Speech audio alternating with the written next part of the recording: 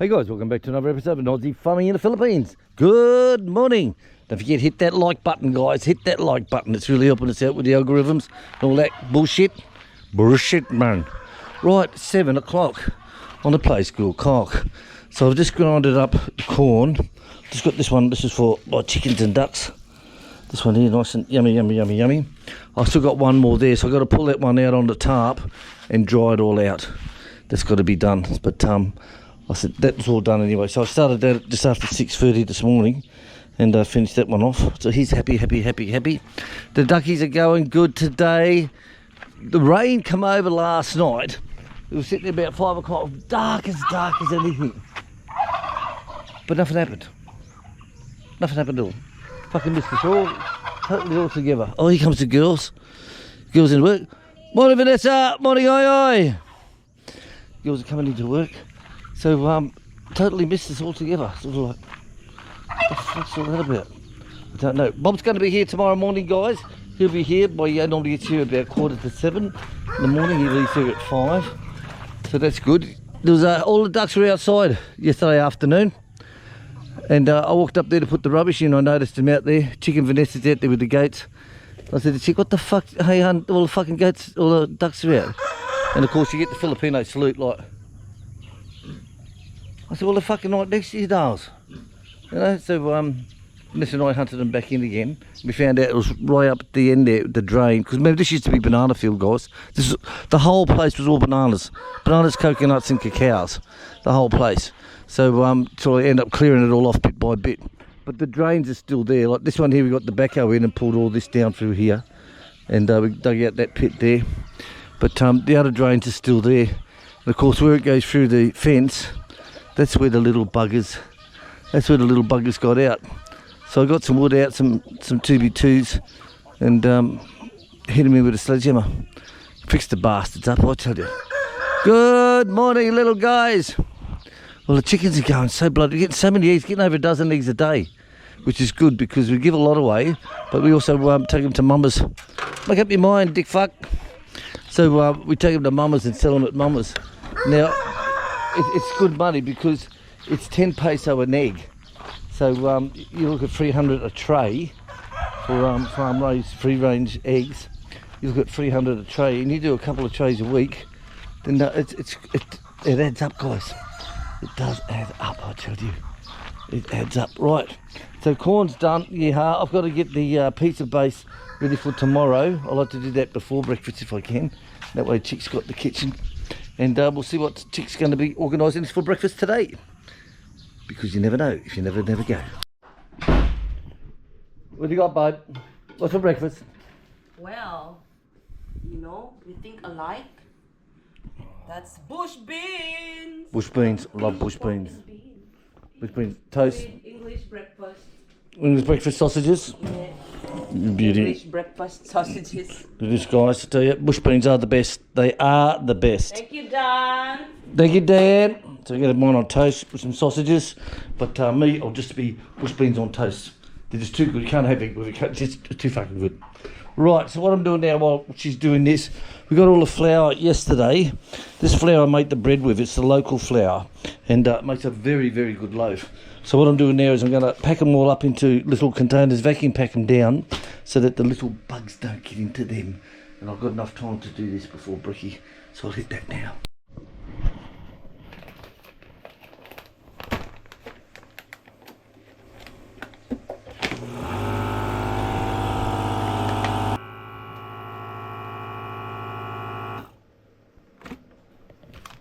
Done. There you go. All packaged up nicely. They'll keep them fresh now. Put those back in the cupboard and yeah. So that's our bread ones, guys. White bread and cinnamon raisin bread. Right, done. And I'll tell you, this power bank is what I need because this is 240 volts and of course the house is only 220. The house is only 220, so it doesn't run. But with the power bank, it works.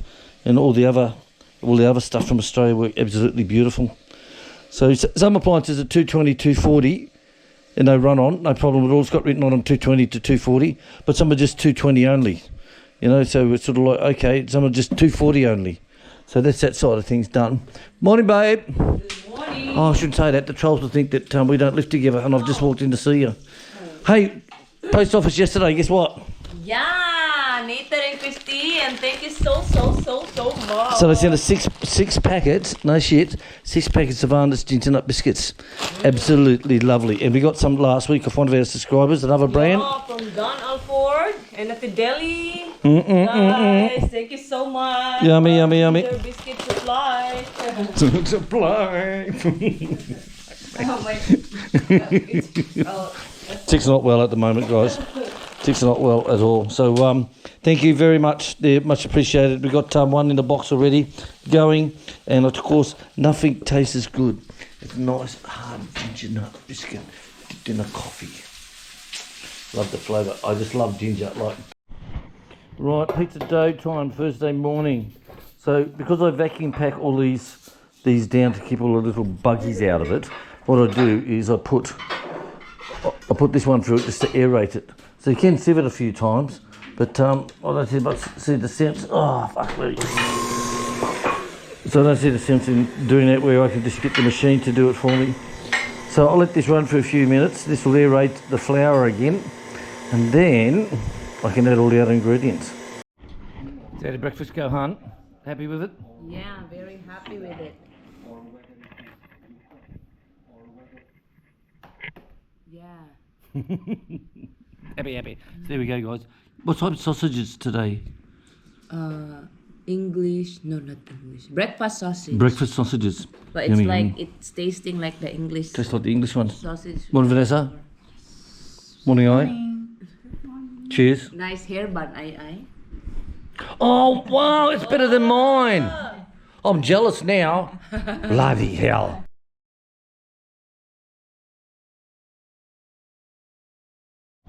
Right, breakfast is over, back to the pizza. So I've kneaded this quite well. Did you need it? Of course I need it. I wouldn't have made it if I hadn't needed it. So this is going absolutely gorgeous. We don't buy our pizza bases and make pizzas like some restaurants do on Bahal. We actually make our own from scratch. It's absolutely gorgeous. Right, this pan, a little bit of Australian canola spray. I had enough just to finish it. Look at that. Just enough. Just enough, but it was enough. Right. This will go in the fridge till tomorrow, and we'll pull it out at lunchtime, and it can go through its rising. But believe it or not, it'll even rise in the fridge anyway. Right, so I'm going to make lunch today for the girls. So I'm going to do a spatchcock chicken, and I'm going to do it with, I'll put some mustard down across this one as a binder for it all, to stick it all to. This is the powders we're using. This comes from Andreas Martin in Germany. Hey, big guy, how are you? It's called grilled barbecue. And I don't know what it says because I don't read German. So I hope I'm using it right, but the point is, if I'm not, Andreas will actually let me know and say, no, well, you should have done this, you should have done that. So I don't know, but normally I just sprinkle it on and just see what happens. So, I was watching a video this morning, because I always do cooking videos, and this American guys, I'll put it at the end screen, and these guys are quite good. They do a lot of cooking and testing food together, so they're actually quite good, believe it or not. But the one I watched this morning, just come up on my recommended videos.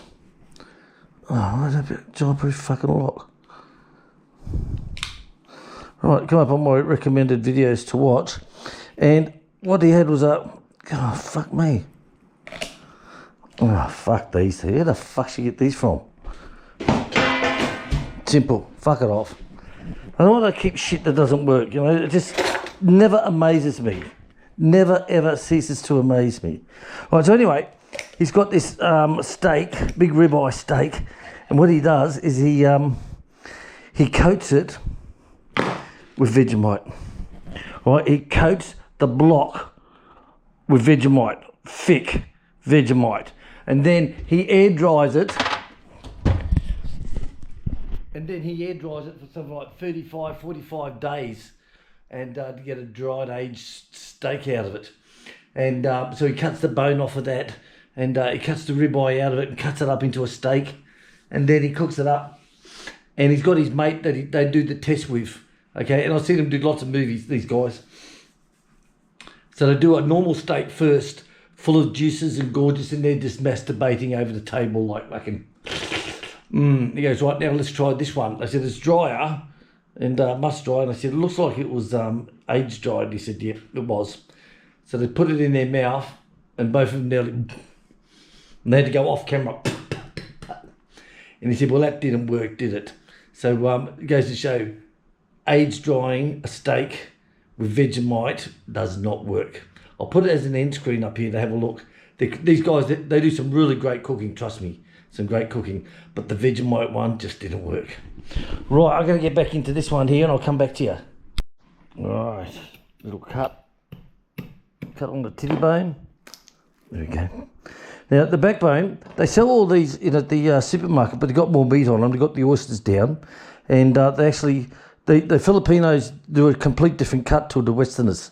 Like the Westerners will cut it down in half, cut the wing off at the socket here, so you got a full breast, and cut it off here so you got a full breast. There's your full breast, your chicken Maryland, your drumstick, or your thigh. But the Filipinos, they cut it a totally different way, and part of that is they turn it upside down, which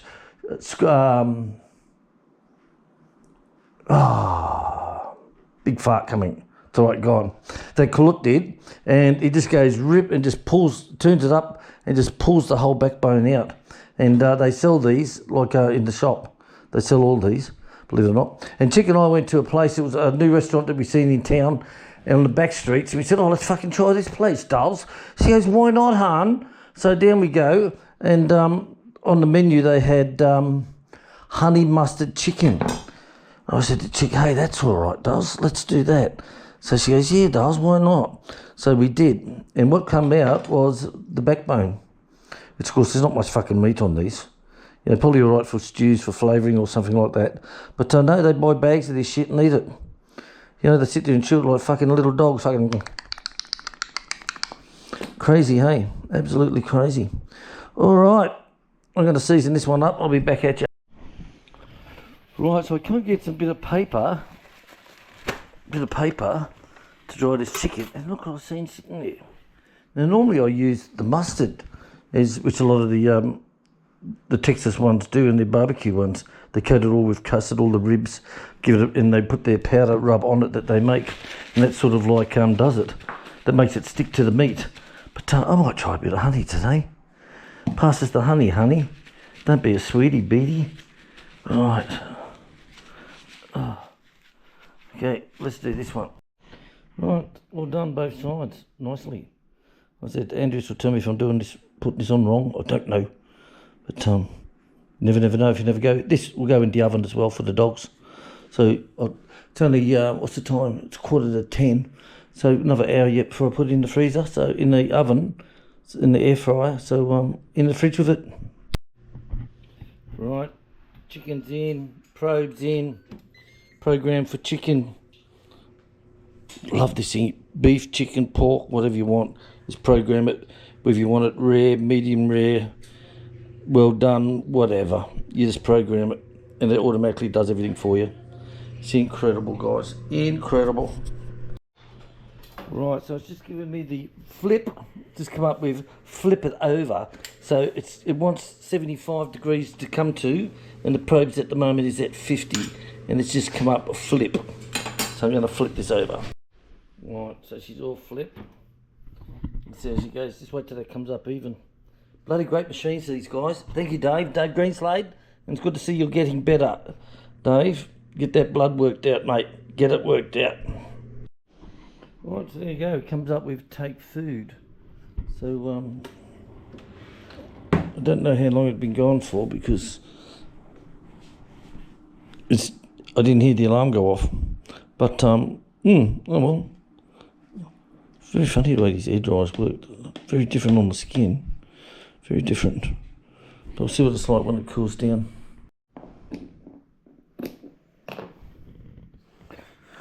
Right, snacks for the doggies. And this is it. It's a bit dark from the spices on it, but apart from that, it turned out quite good. Soft, juicy all the way through. So that's their lunch today with some rice. Right, so we've got him in. Ugh! We've got him. We've got him on, we've got a tag on his back leg. So they've got a few to do. So he'll be good. Bob's coming tomorrow morning. Bob the butcher. He's Bob the butcher. He's no longer Bob the builder. Bob the butcher. Bob the butcher. The next time he comes, we're going to be making bread. So it'll be Bob the baker. So there he is. Look, he's all done. So they'll call us later on and we'll go and pick him up, babe. All right, guys. See you later. There you go, guys. Bloody good-looking pig, I tell you. See, this is what happens when you feed them proper food, guys. You know, if you want to give them all that shit food, like you see some so-called professional farmers were doing. But have a look at this. Look at this. Look at the size of him. Hey, proper food, guys. It works. Grower. It is the stuff. All right, Piggy. See you later. Right, guys. So we've just gone and picked up the pig. He's a bloody good-looking pig, this bastard, I tell you. Look at that. See, this is the difference between good food and duckweed and bananas and fucking grass and shit like that. Have a look at these. Look at these pork chops down through here. Look at them. Absolutely gorgeous, guys. Seriously. He's one good pig. Mr. Spiders is going to be very happy. And the weight, we got was 70. Oh. About 76 kilos, 76 hung weight. So I'm trying something different today. Normally I put these hooks through here, but we have trouble getting it on and off. So I'm trying something different today using these bastards here. Right, I've got work to do. I've got to cut this out here, split it right down the gut into 2 pieces. And the weather's holding off, so we're lucky. Right, here we go. Beautiful cut, straight down the centre. Absolutely beautiful. Best thing about using this, guys, okay, is this will sit right on the side like that, all the way down. You just get a perfect cut. Look at that vertebrae, look. Absolutely beautiful. Dave Greenslade, you're the man. You're the man. That is beautiful. Right, we got him in. Yeah, so we had to go next door, of course. So I won't lift this fucking thing up. But taping these up made it so much easier, because last time we picked it up and the hooks come out. So using the other hooks this time and putting it into here, it works. These are just deer hooks. These ones, deer hangers. And I just cut the ends off of here and made it much easier. So it works quite well, guys. And look at that, I can't believe how beautiful a cut that was. Absolutely beautiful. Tell you what, Barbie Bob O'Neill's going to be impressed, I tell you. He's going to be very impressed. Right, so I've got the sheet around him. And what I'll do now is every hour I just come off and give it a light sponge down on the skin, and it stops the skin from going rock hard, because that's the only trouble we have. But doing it last time with that, the skin turned out bloody perfect. So one day, inshallah, when we win the lottery, we'll get one of those big triple arse fridges. Someone sent us an email today and said, a Facebook messenger, and said, have a look at this. They hung the bastard in a complete big fridge. I looked at them years ago when there was a Korean, one of those second-hand places out at Tuggum, and they had all stainless steel sinks and all that. When I was going to turn the feed room into actually a butcher room, I was going to tile all the walls, the floor, drains in and all that stuff, and they had the big fridges there. And I looked at those and I thought, geez, that would be the way to go. That would be the way to go. So every hour, I said, I'll just give it a wet down until I go to bed. And when I wake up for a piss in the middle of the night, I'll come out and do it again. All right, guys, that's us for today. We'll see you tomorrow with Bob the Butcher. See you later, guys. Bye-bye.